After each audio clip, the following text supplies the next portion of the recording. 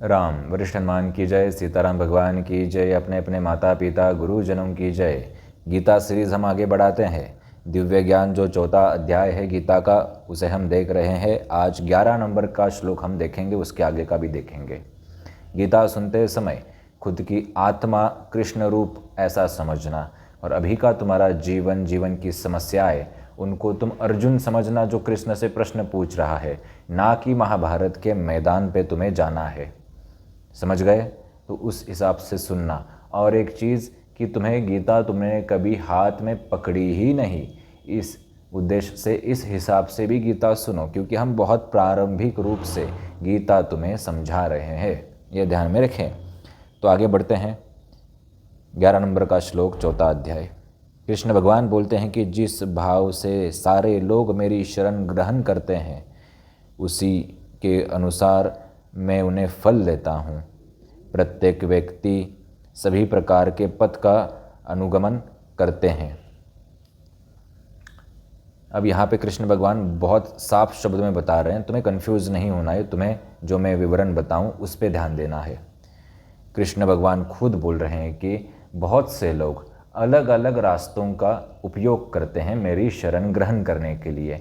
कोई भक्ति की करता हो, कोई कर्म की करता हो, कोई देश की सेवा करते समय सीमा के तरफ सीमा में खड़े रह के दुश्मनों से रक्षा करते हुए करता हो। वो सारी चीज़ें भक्ति ही है।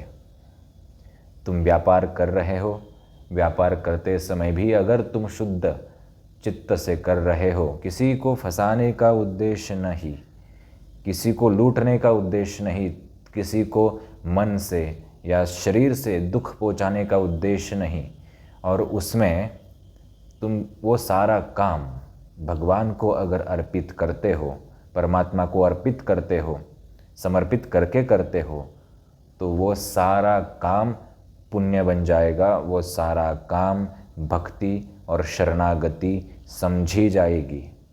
यह ध्यान में रखो। इसलिए आज से बिल्कुल भी भ्रमित नहीं होना कि माला लेके बैठना पड़ेगा। मैं तो जॉब करता हूँ, मैं तो व्यवसाय करता हूँ, मैं कैसे माला लेके बैठूँ, मैं कैसे क्या करूँ, मुझे समय नहीं मिलता, मैं कैसे भक्ति करूँ। कृष्ण भगवान यहाँ पे तुम्हें साफ साफ बता रहे हैं कि तुम्हें भक्ति करने के लिए कुछ अलग समय लगाने की निकालने की आवश्यकता नहीं है। तुम जो काम कर रहे हो उसे ही भक्ति समझो, उसे ही मुझको अर्पित करके करो, वो वैसे भी पवित्र हो जाएगा। जैसे घर की गृहिणी, घर में अगर खाना बनाती है घर की महिलाएं, तो खाना बनाते समय ऐसा समझना कि जो सामने वाला इंसान खाना खाएगा उसके अंदर जो परमात्मा बैठा है, उसके लिए हम ये भोजन बना रहे हैं। उसके अंदर जो राम कृष्ण बैठे हैं उसके लिए हम ये भोजन बना रहे हैं, क्योंकि हर एक व्यक्ति के अंदर, हर कण के अंदर परमात्मा है। ऐसा हमेशा बोला जाता है। कृष्ण भगवान खुद कहते हैं कि मैं कण कण में हूँ। अगर वो कण कण में है, तो अगर तुम्हारे हाथ में कोई पेन भी है और उससे तुम कुछ लिख भी रहे हो, तो भी ऐसा समझना कि हम परमात्मा के लिए लिख रहे हैं। तुम कुछ काम कर रहे हो तो वो भी समर्पित अर्पित करके करना। तो यकीन मानो वो सारा काम तुम्हारा भक्ति समझा जाएगा। कोई विशेष अलग सा काम करने की आवश्यकता नहीं। तुम पूछो कि बाबा भक्ति करने के लिए, ध्यान करने के लिए समय नहीं है। यकीन मानो बचपन से तुम्हें ट्रेनिंग दिया गया है कि भक्ति और ध्यान तुम कर सकते हो। इसलिए तो बोला जाता है कि ये तुम काम कर रहे हो, ध्यान से करो।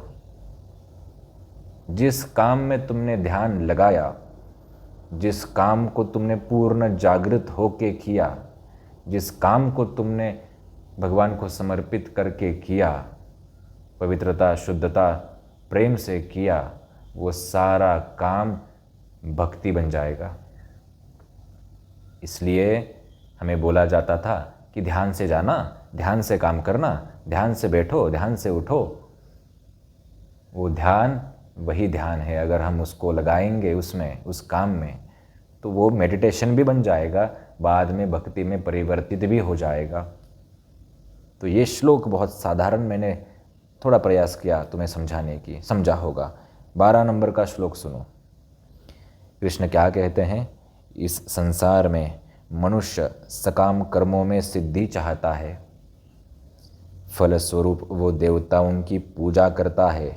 निसंदेह इस संसार में मनुष्य को सकाम कर्म का फल शीघ्र ही प्राप्त होता है।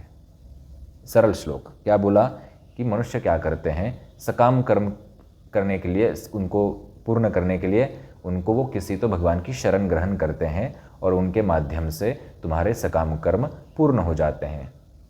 सकाम कर्म का अर्थ क्या होता है, जिस काम के पीछे कोई उद्देश्य, इच्छा, कोई स्वार्थ, कुछ भी हो, जिस काम के पीछे कुछ है, वो है सकाम कर्म।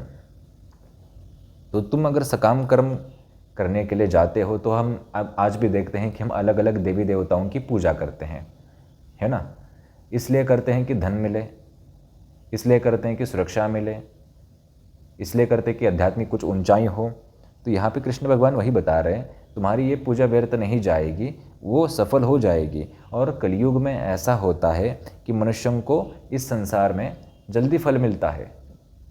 जो सकाम कर्म के लिए तुम कुछ कर रहे हो तो उसमें जल्दी फल मिलता है। जैसे कि तुम अगर नौकरी करते हो तो उसमें पगार तुमको मिल जाती है, टाइम टू टाइम। व्यापार करते हो तो टाइम टू टाइम पैसा आता जाता है। ये सारा सकाम कर्म है। कोई भक्ति भी तुम सकाम कर्म से कर रहे हो कि भगवान को बोल रहे हो कि मुझे थोड़ा धन मिले, ये मेरी इच्छा है, तो वो जल्दी पूर्ण हो जाता है। अब जल्दी के लिए तुम ऐसा मत सोचना कि हमारा तो 1 साल में पूर्ण हुआ, तो ये जल्दी कैसे हुआ। ये जल्दी ऐसे हुआ कि पहले तुमने सुना होगा साधु संत हजार वर्ष तपश्चर्या करते थे, फिर कहीं जाके भगवान उनको कुछ वर देते थे, कुछ वरदान देते थे। आज 1000 वर्ष हमारी आयु भी नहीं है, तो उसके तुलना में 1 वर्ष तो बहुत ही कम है। तो जल्दी हमें यहाँ पे फल मिलता है, ऐसा कृष्ण भगवान यहाँ पे बता रहे हैं। ये 2 श्लोक बहुत साधारण, बहुत सरल थे। क्या बोला कि जिस भी रूप में तुम भक्ति करो मैं प्राप्त हो जाता हूँ।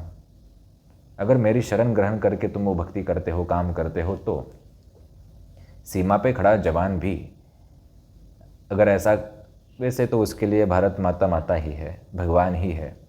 अगर दृढ़ और निश्चय थोड़ा बनाए कि मैं अपने भगवान की रक्षा कर रहा हूँ, तो वो उसकी सेवा भक्ति ही हो जाएगी। कर्तव्य तो होगा ही, लेकिन भक्ति हो जाएगी। कोई राजनेता है, ऐसा सोच रहा है कि ये जो जनता है ये मेरा ही भगवान है और मैं इनकी सेवा करूँगा, और निष्कपट भाव से ऐसा करे, खैर थोड़ा संभव कम है, लेकिन ऐसा करे तो वो भी भक्ति ही बन जाएगी। कोई इंजीनियर है, रास्ते पे कुछ कंस्ट्रक्शन करना है, ऐसा सोच रहा है कि इससे जो मनुष्य के अंदर हज़ारों परमात्मा बैठे हैं, हज़ारों मनुष्यों के अंदर, वो यहाँ से गुजरेंगे, उनको अच्छा लगे, उनको सुविधा हो, इसलिए मैं यहाँ पे ये ब्रिज बना रहा हूँ, तो वो भी भक्ति हो जाएगी। कोई नाविक है, नाव में बैठा है, यहाँ से वहाँ लोगों को पहुँचाता है, ऐसा सोच रहा है कि मेरी नाव में जो जो बैठ रहा है वो सारे परमात्मा है, उनके अंदर बैठा इंसान, रूप, वो सब परमात्मा है, मैं परमात्मा को यहाँ से वहाँ छोड़ रहा हूँ, ये भक्ति बन जाएगा। दुकानदार हो, दुकान के अंदर बैठे हो, ग्राहक आता है, ग्राहक कोई भी हो, अगर कपड़े की दुकान है तो सोचना कि हम भगवान को वस्त्र दे रहे हैं, भले उसके माध्यम से हम पैसा ले रहे हैं, क्योंकि भगवान ने यहाँ पे बोला है सकाम कर्म जो करोगे तो उसका फल जल्दी मिलता है। तो कुछ गलत नहीं है, तुम पैसा ले रहे हो, लेकिन वो भगवान को तुम वस्त्र दे रहे हो, सेवा कर रहे हो, इस भाव से काम करो तो वो भी भक्ति बन जाएगी। दया, प्रेम और थोड़ा सा कर्तव्य, ये सब अंत में जाके तीनों चारों मिलके भक्ति ही हो जाएगी।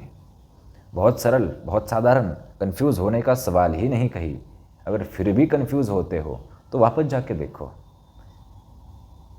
कोई विद्यार्थी है, पढ़ाई करते हैं, पढ़ाई ऐसे करना कि मैं जो भी आज पढ़ाई कर रहा हूँ, भविष्य में किसी ना किसी रूप से मैं कोई व्यापार करूँगा या फिर व्यवसाय या फिर जॉब करूँगा, तो उस माध्यम से किसी ना किसी को तो सेवा होगी। वो सेवा जो मैं उस वक्त करूँगा उसमें मैं निपुण हो जाऊँ, इसलिए आज मैं पढ़ाई कर रहा हूँ, तो वो भी भक्ति बन जाएगी पढ़ाई। तो कोई बोले कि भक्ति के लिए तुम्हें अलग सा समय निकालना पड़ेगा, नहीं निकालने की आवश्यकता। ऐसा होता तो अर्जुन, दुर्योधन, पांचों पांडव, ये सुदामा, ये सारे लोग सारा राजपाट छोड़ते हाथ में माला लेके बैठते हैं, कृष्ण कृष्ण कृष्ण जपते रहते हैं। नहीं, उन्होंने ऐसा नहीं किया। क्यों नहीं किया?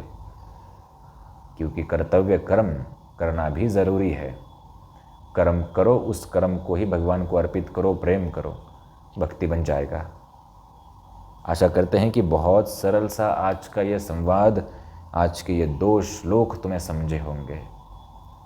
वरिष्ठ हनुमान की जय। राम।